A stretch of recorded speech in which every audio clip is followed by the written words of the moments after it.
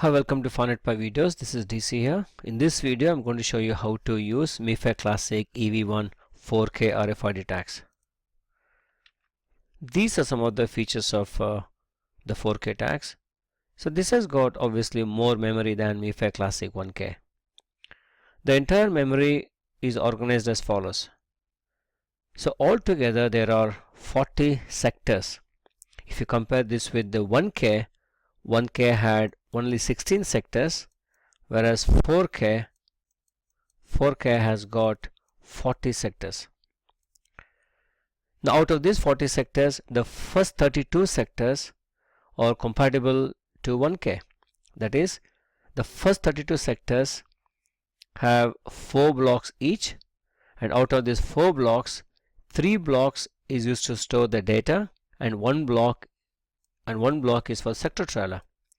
And all these 4 blocks have got a separate access bits. The next consecutive 8 sectors, they have got 16 blocks each, out of which 15 blocks are used to store the data and 1 block is for the sector trailer. And you know, the sector trailer is the block where the access bytes as well as the values of the key A and key B are stored. Now because of the way the sector trailer is organized, so if you compare with the 1K, or for example if you compare with these 32 sectors, so where all the 4 blocks have a separate access bits, whereas here, because of the shortage of the access bits, the blocks are grouped. So they grouped into 5 blocks each. So as I mentioned here, each 5 blocks belongs to a group, and each access bit controls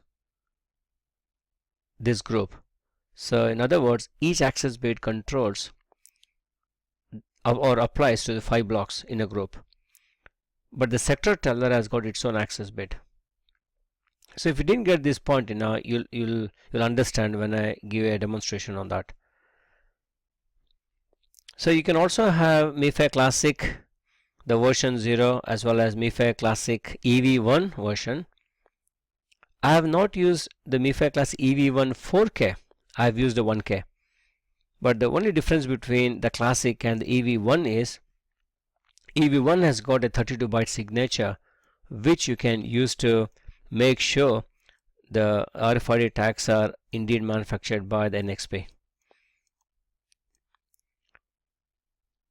If you understand how the Mifare Classic 1K works, then you can easily understand the 4K as well, because there is no difference in the way the access bytes are stored, the way the value block works, the authentication works.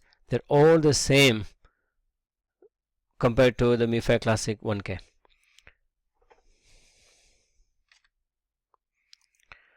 In all my videos I've been using 4 types of readers.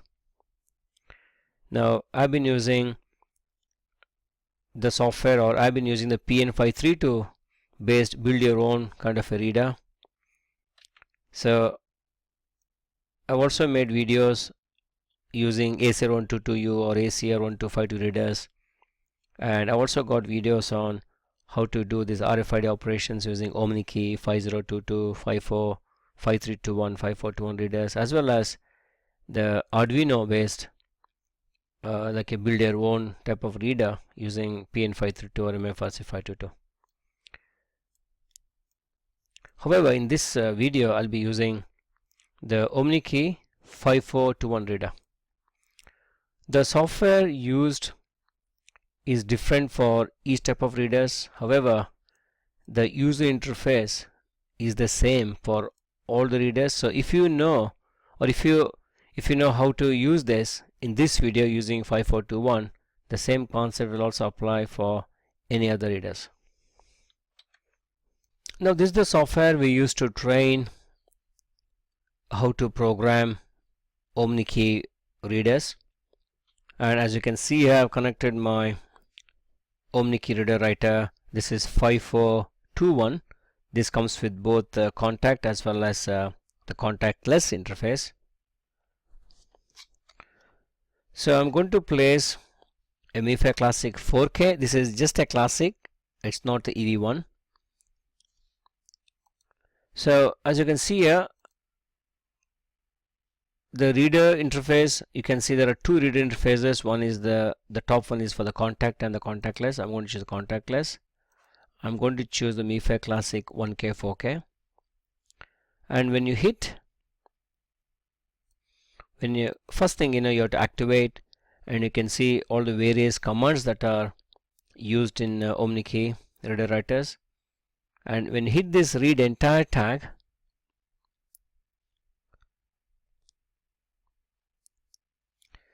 so all these 40 sectors of data is read from the card and it's shown on the screen, and you can see all the various the commands already covered in other videos explaining how these commands work. Now these commands you can also find in the developer's guide of 5421, and basically you have to learn how the activation works. So activation in omnkey is done in two steps, similar to ACR122U. You have to first load the keys, then you have to activate, then you have to read it, or read or write operations. So if you scroll down,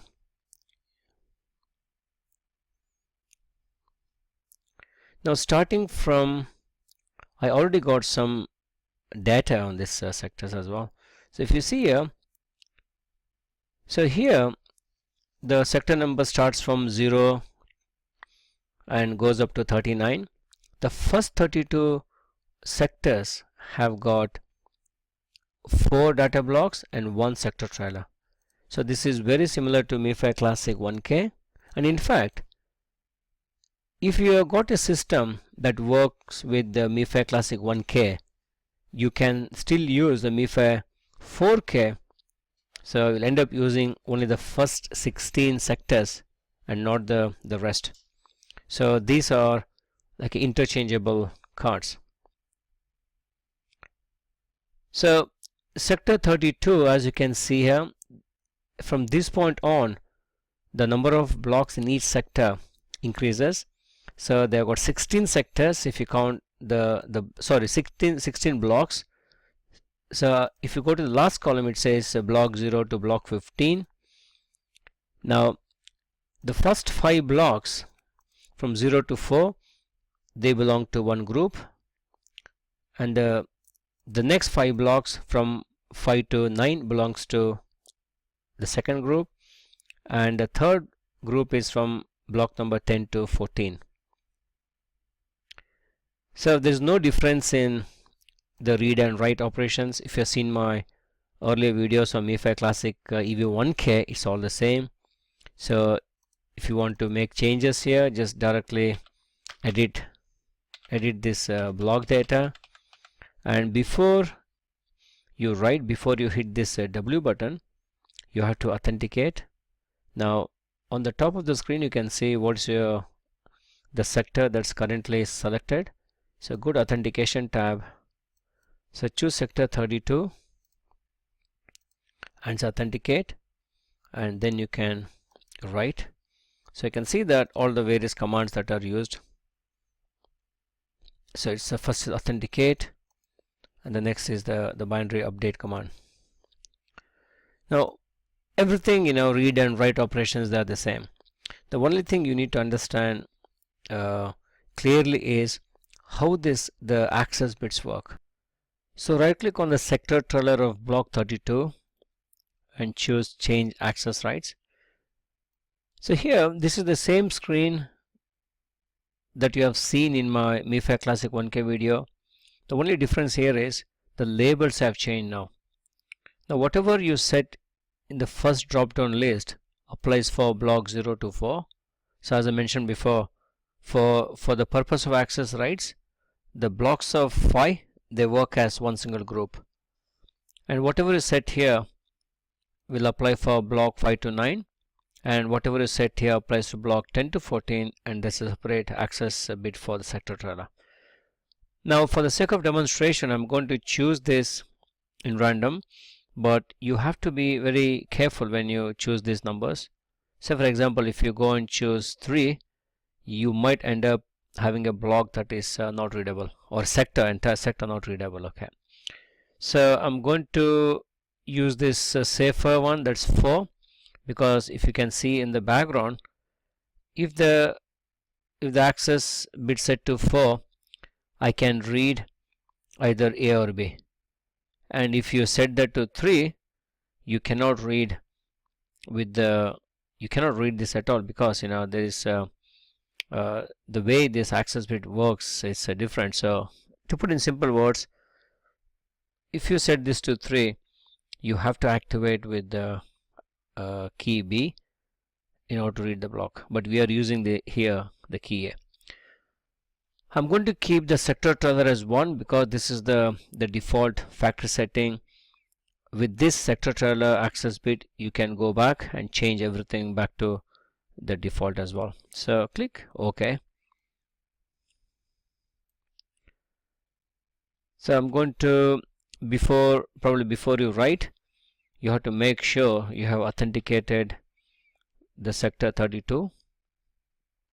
So when I say authenticated sector 32, it means you can use any block address in the sector 32 for authentication. So authenticate. I'm going to clear these logs and say hit this the right button. Probably it's good to have a feature where the software asks you for the confirmation, because writing to sector trailer is not it's not a simple thing. You might end up making the sector non-readable.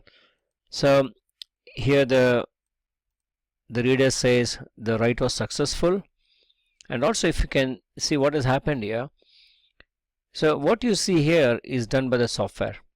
Now the first 5 blocks, if you ignore this, because that corresponds to sector trailer of the sector 31, the first 5 blocks from 0 to 4, they all have the same access bit 1.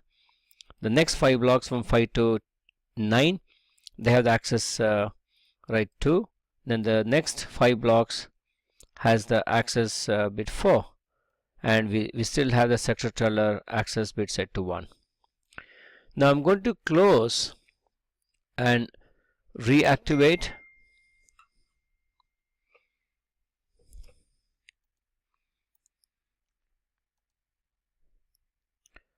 So this time let's just try to read only the sector 32.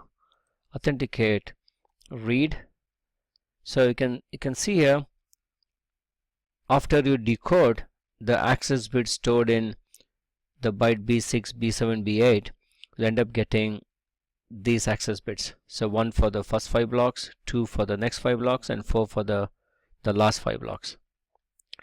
So I can go back